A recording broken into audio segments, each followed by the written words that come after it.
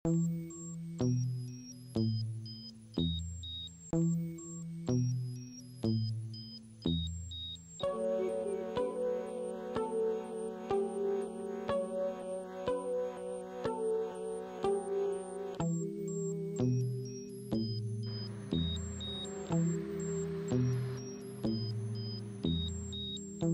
bija jāiet apstīties tā pilsētu, un tad es gāju garām šai mājai, un es teicu Krišanai, kas tas ir. Viņš teica, tas Joriks.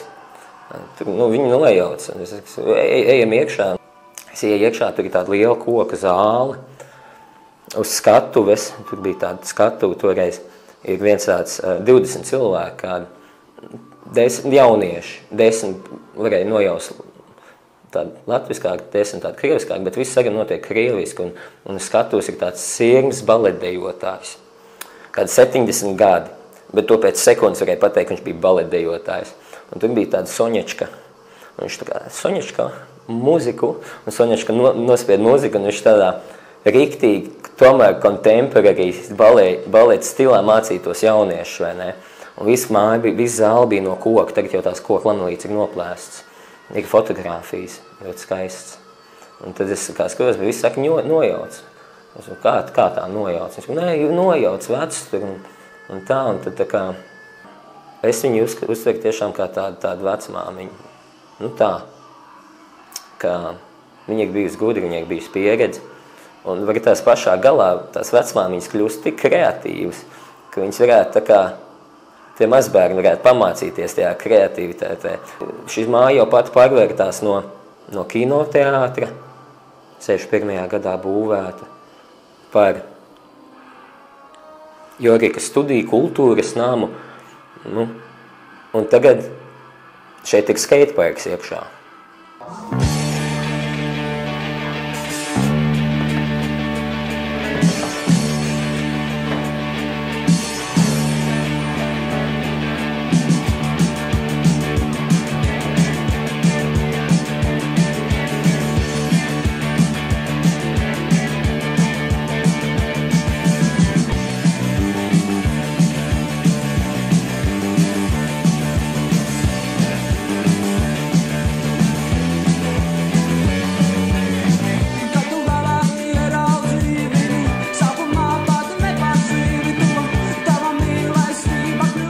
Tā salikšana kopā mākslu ar sportu, man liekas, ir diezgan forša. Tā bija interesanta attiecība, ko varētu tā kā noskaidrot arī. Ja runājam par kinoteātri, tad tā ir mana jaunība. Un ja skatās uz kinoteātri kā uz celtni, tad tā saistās ar modernu arhitektūru, kas arī, starp citu, pēckara Rēzeknē, tas bija novitāte, jaunums, jo iepriekš bija uzcelts kinoteātris Zvaigzne, tādā staļinisma arhitektūras stilā, smagnējā, greznā gan, teikšu, tur bija arī bufete un tā, bet šī bija daudz vieglāka celtne, un pievilcīga ar to, ka viņa atspoguļoja, ka šī celtne atspoguļoja tā laika tendences mākslā, arhitektūrā. Tās bija tās līnijas, ļoti vienkāršās, skaidrās līnijas. Zāle pārsteidz ar savu plašumu un ar amfiteātra to izbūvi, ja? Jo iepriekšējā kinoteātrī tā bija daudz lēzenāka tā skatītāju zāle. Šeit tas pacēlums bija ļoti strauši. Un tad, kad jaunieši gāja uz kino, tad viņi centās nopirkt, lai gan tās dārgākās biļetes, bet pēdējā rindā. Ja? Un kino tiešām bija ļoti populārs. Es jau teicu, ka man ļoti, ļoti palicis atmiņā tiešām ir Hamlets. Быть или не быть? Вот в чем вопрос. Достойно ли смиряться под ударами судьбы? Или надо оказать сопротивление? Emocijas ir tādas žēl. Piemēram, tad, kad es ieraudzīšu, ka tur drupas, ja, ļoti žēl. Tad, kad novāks visu prom, kādu laiciņu noteikti būs tā, ka, šeit bija, cik ļoti žēl, ka tā nav, vai ne?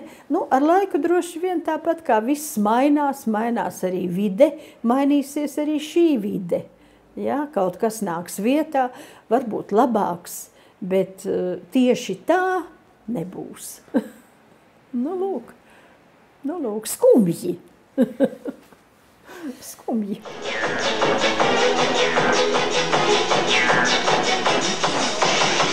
Teātris Studija Joriks dibināts ir 1991. gadā un bija noslēgts līgums ar Reizeknes pilsētas domi, kā šo ēku dome mums vienkārši iedeva iespēju izmantot, patapinājuma līgums, tā saucamais, bija noslēgts uz pat, liekas, 90 gadiem.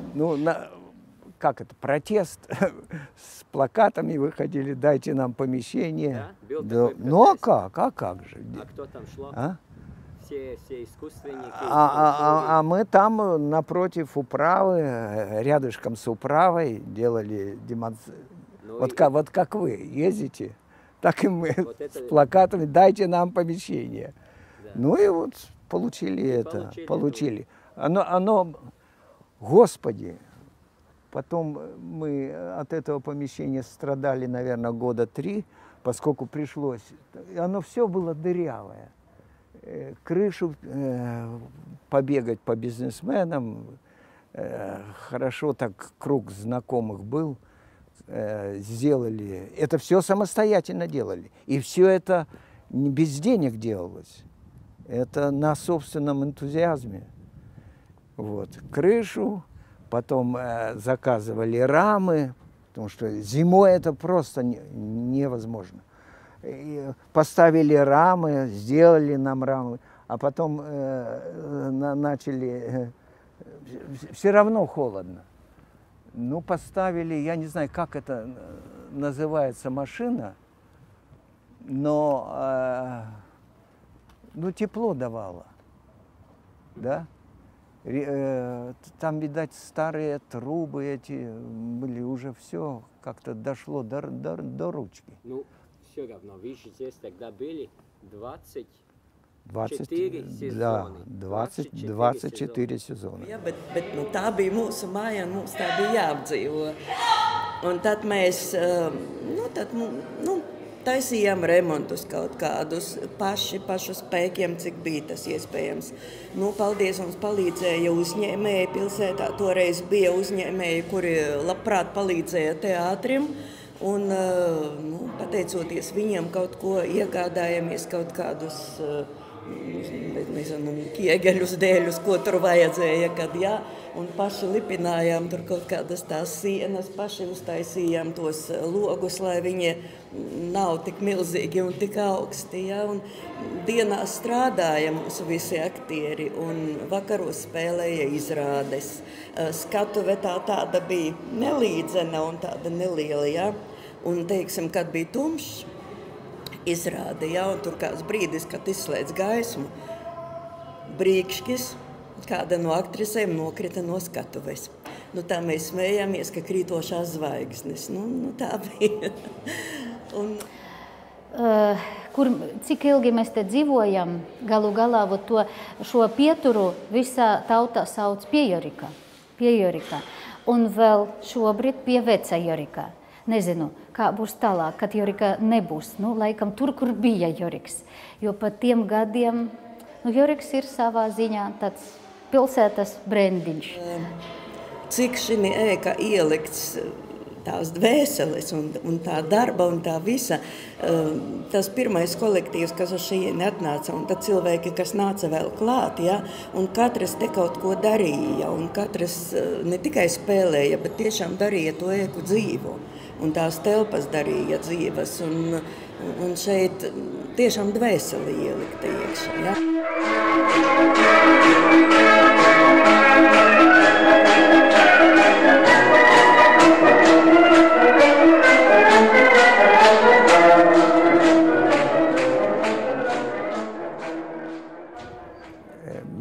кажется, что было очень нормально. Я считал, что это нормальный процесс. Все время как бы ходил, и, ну, тут же не только мы были, но вот здесь работали и ветеранов как-то пришли. Вот вам помещение. Вот. Ну как, мне здесь постоянно была молодежь, потому что это и дополнение, и рост, и потом самых талантливых я отправлял с болью у сердца, в сердце в Москву, в Питер, они учились, а потом так и там и остались, естественный процесс. Жалко, но что ж делать? Вот вся та жизнь, которая у нас здесь была, я хочу сказать, что она была очень... Ой, мне какая-то эмоция пошла. Она была наполнена очень большой творческой жизнью, потому что вот в этих стенах очень было много людей, очень много творческих людей.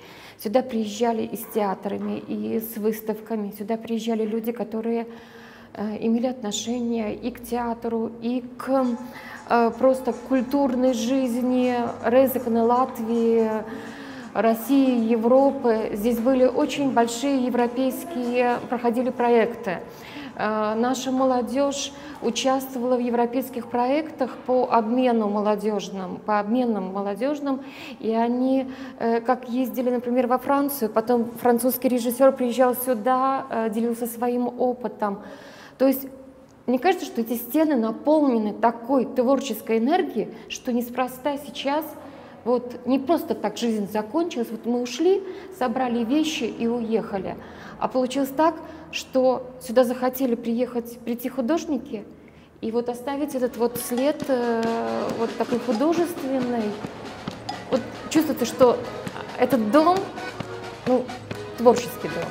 И художники сейчас за нами, они показывают, что да, творчество, оно даже, казалось бы, что мы уехали, но оно продолжается.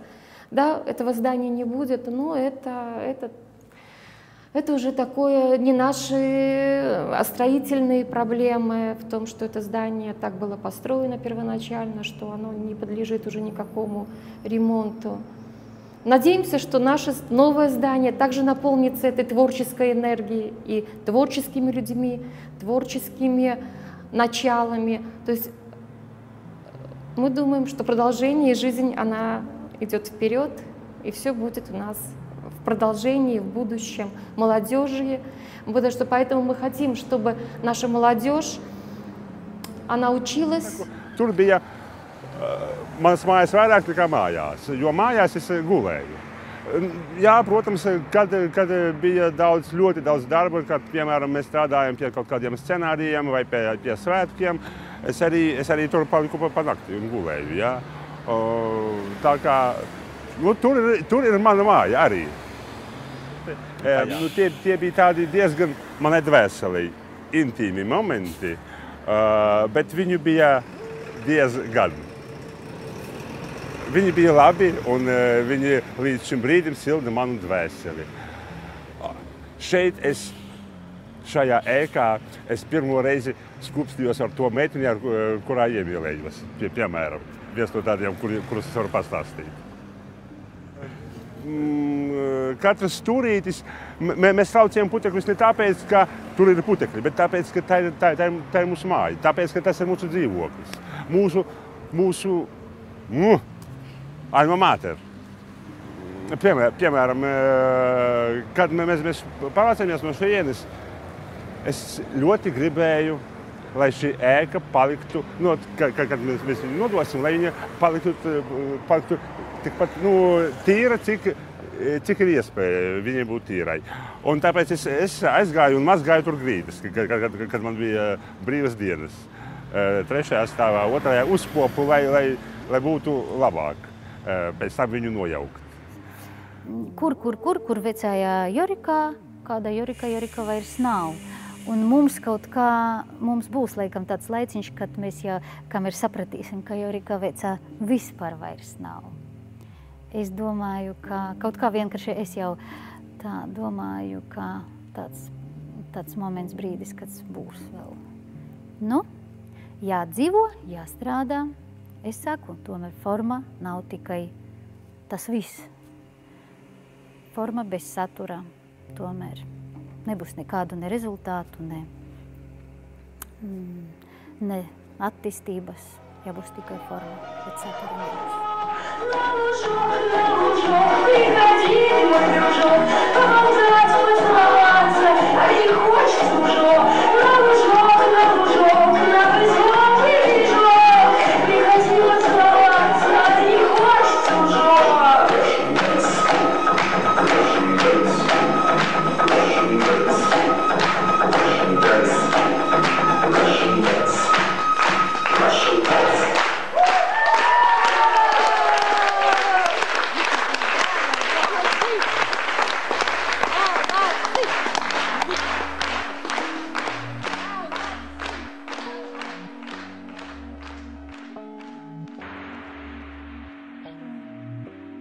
Ir jāapskatās uz viņu pāris skatu punktu, kas ir vienkārši fantastiski, kur var novērtēt tādas augstākās modernismu kvalitātes.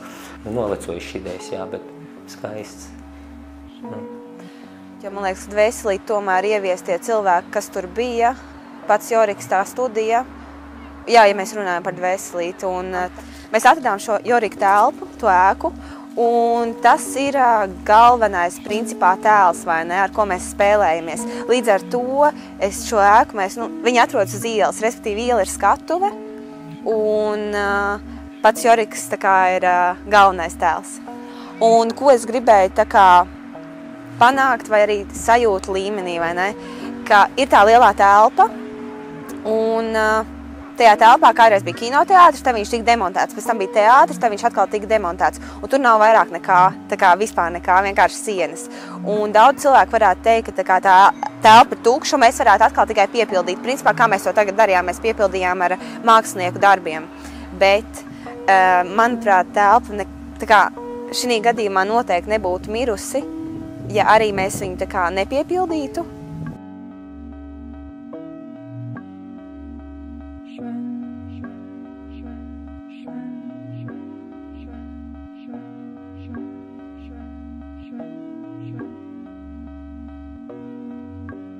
Es esmu viņā nedaudz agresīvi gājis iekšā, bet tomēr mēs neesam nekad, mēs viņu esam iztīrījuši smuki. Mēs viņu gribējām melnu nokrāsot, bet tā kā tādu pirms nāves grimmu uzliek tādu melnu visu, bet izlika Mareks instalāciju priekšā. Man liekas, ka nevajadzēja viņu krāsot. Es nedrīkstu cīnīties tādā attiecībā par šo māju. Tā māja nav mana. Tā ir rēzekniešu māja, kultūras nams. Dažreiz Latgalē namiek saukt par tautu namiem, tādi mazāki, bet tas ir viņu vietējo šeit rēzekniešu kultūras nams. Tas nav mans kultūras nams. Es tikai parādīju, ko tu varētu darīt. Viss ir viņu rokās. Es ticu, ka ir iespējams. Jā, man liekas, ka visiedvesmojošākie kļuva paši skaterīši, jo viņi bija ļoti ilgi cīnījušies. Lai gan kāda tur ir cīņa, viņi nav izcīnījuši, vai ne? Cīnījušies par indoor skateparku, un patiesībā, man liekas, ka tagad mēs viņiem parādījām, ziniet, tā varēja būt jūsu telpa, kā viena no tādām telpas potenciālajām, vai ne? Iespējām. Jā, man liekas, ka viņi varētu būt bijuši diezgan iedvesmoti, viņi tur braukājās, un viņi varētu izcīnīt Rēzeknē kādu, varbūt, indoor skateparku drīzumā. Un dodot iespēju, varbūt tās parādot iespējas citiem Latvijas kultūras namiem pārdomāt, kāda ir jaunatne šobrīd un pievērsties viņai.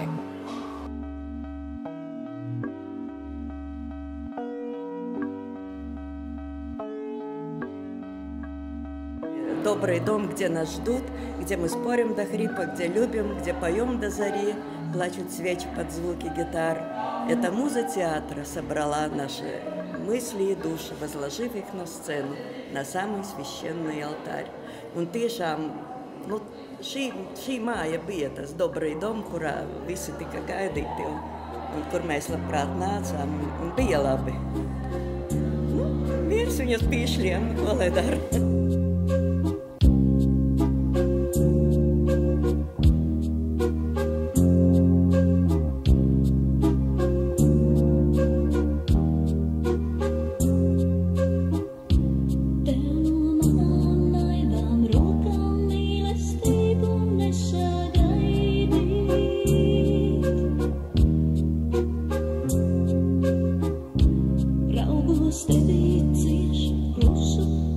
tikai mūsi smaidīt. Panāc pretī kādai dziesmā, tikai vienu gaisma sprīdī.